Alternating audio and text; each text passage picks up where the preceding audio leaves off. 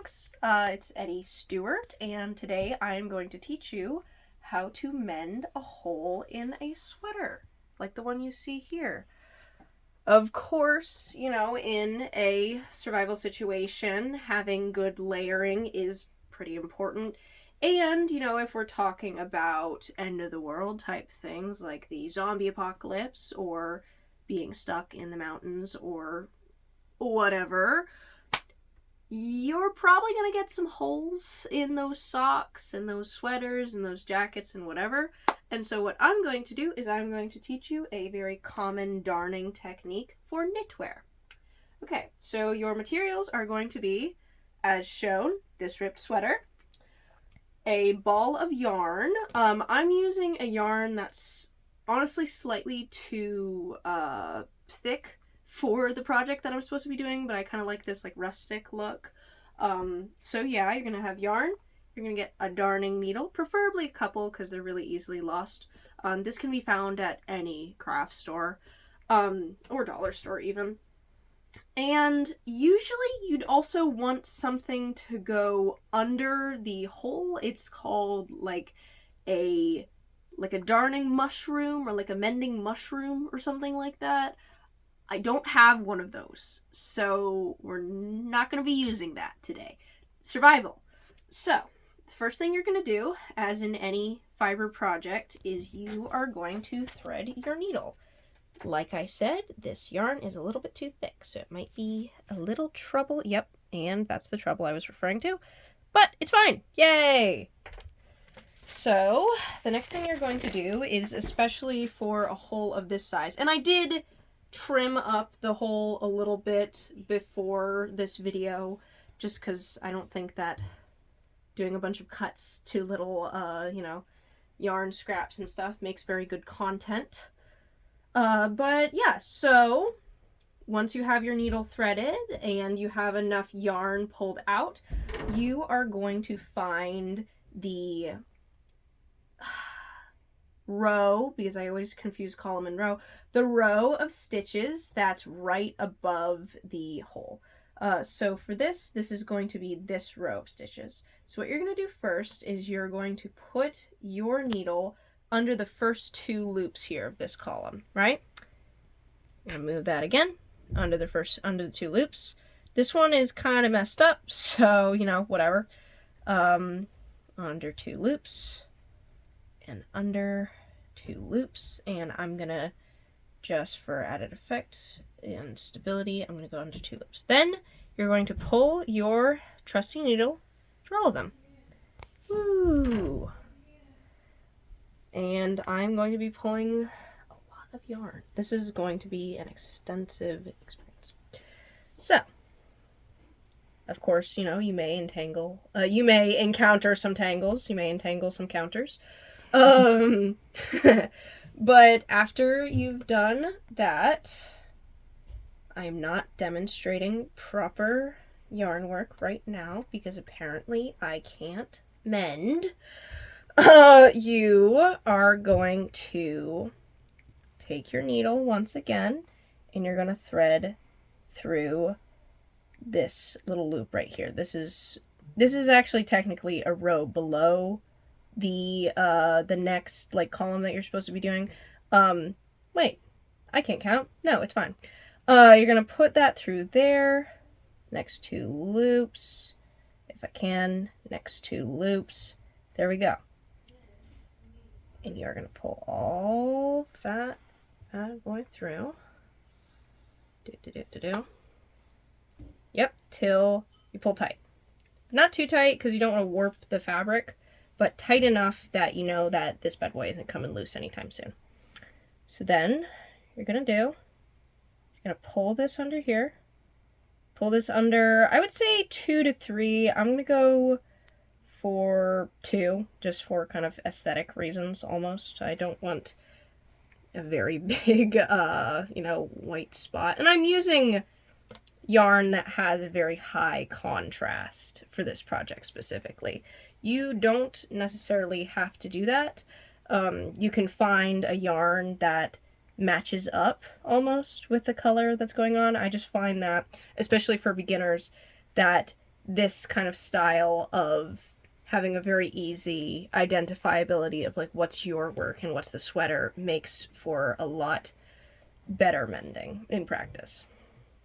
Okay, once again, pull that tight. Great, so now you're going to put your yarn kind of to this side.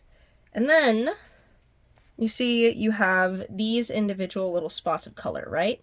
So what you're going to do is you're going to loop under this little spot of color here, and I'm also going to get a little bit of the sweater involved as well. And you are going to pull through. So that's pulling through the top loop and the bottom line. Great. Great. You've created your first stitch. Congratulations. Okay, and then next we are going to, this one's a little awkward. We're going to pull through this stitch and then we're going to go under, right? And generally you're going to want to put your yarn to this side and make sure that you are pulling your needle up over this yarn tail here. Because what we're trying to do is we're trying to make little V's. It has an almost crochet-like look with it, which, you know, not many people know the difference between knitwear and crochet. I do, but, you know, that's nerd stuff. But it creates a kind of uniformity to your stitches. Great, so the next thing you're going to do is you're going to put that under the white spot once again and make sure that's under there and you're pulling the needle over this tail. Pull, pull, pull, pull, pull. And I've probably vastly overestimated the amount of yarn that's actually needed for this, but you know, better to be safe than sorry. Okay, next thing is we're pulling through this little stitch here, putting all this to the side. And it's pretty much the same from here on out for this row at least. I'll keep recording, but I'll probably speed up this part or do a voiceover or something. Or I won't. That's just how it goes.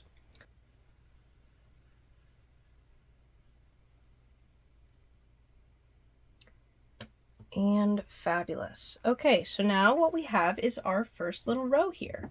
Seeing as I've used pretty big yarn, you can see that there's kind of, you know, these little spaces in between, but these will be covered up more and more as we continue along our way. Okay, great. So now what we're going to do is we are going to pull through. It doesn't have to be a specific stitch. It can just be like a little area of here. Pull our yarn through here, and we are going to put our yarn through a distinct stitch under these two loops again, right? And not catch the sweater along the way like I did. Don't be like me. Well, do be like me. I'm teaching you how to do this, but yep. And then we're going to pull under these two loops right here. And there we go. We have another line over here.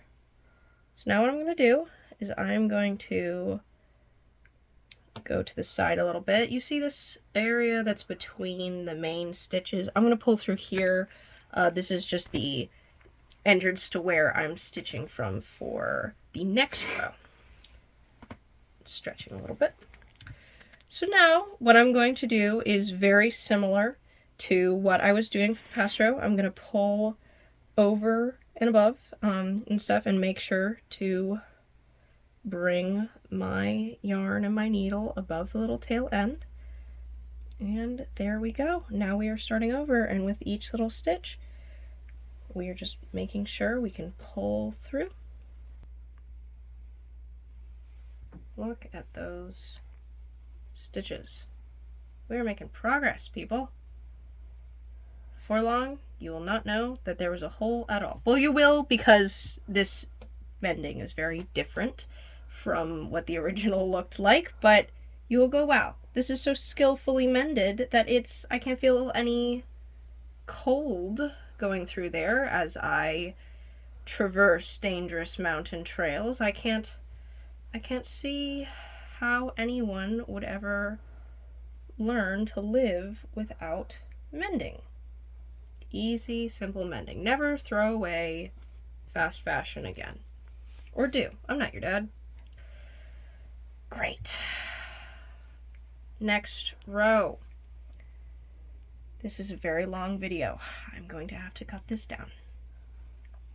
I'm going to pull through random loop. Right? And then right below that, pull through 2 loops, and the cycle continues.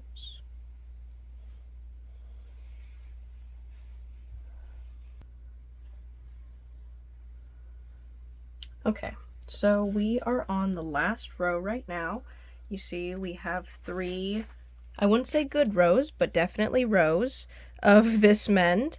And so now what we're going to do, after pulling up on the side like we've usually been doing, I'm going to put my, I'm so used to saying hook, my needle under the white stitch and under one of the red ones, and I'm going to pull through. Great. And stuff, and that is just going to connect the patch to the sweater itself. Just make sure that that's all done up there and stuff. And, you know, try your best to make this even, but remember, we're in a survival situation. If it sucks, it sucks. It's not like anyone's gonna, you know, judge you after they've been zombified.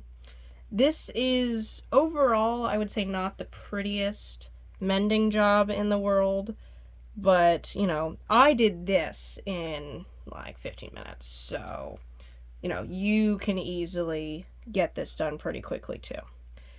I would heavily advise for everyday life looking into some better mending techniques, you know, going into some like prettier ones and stuff, but in terms of a, you know, quick and easy, quick and dirty kind of patch, I see no holes here. Well, other than the small ones. Anyway, I'm just going to cut this off, and then we are done with the patch. So thank you very much for watching along, and good surviving, happy surviving. Is that anything? No. Bye.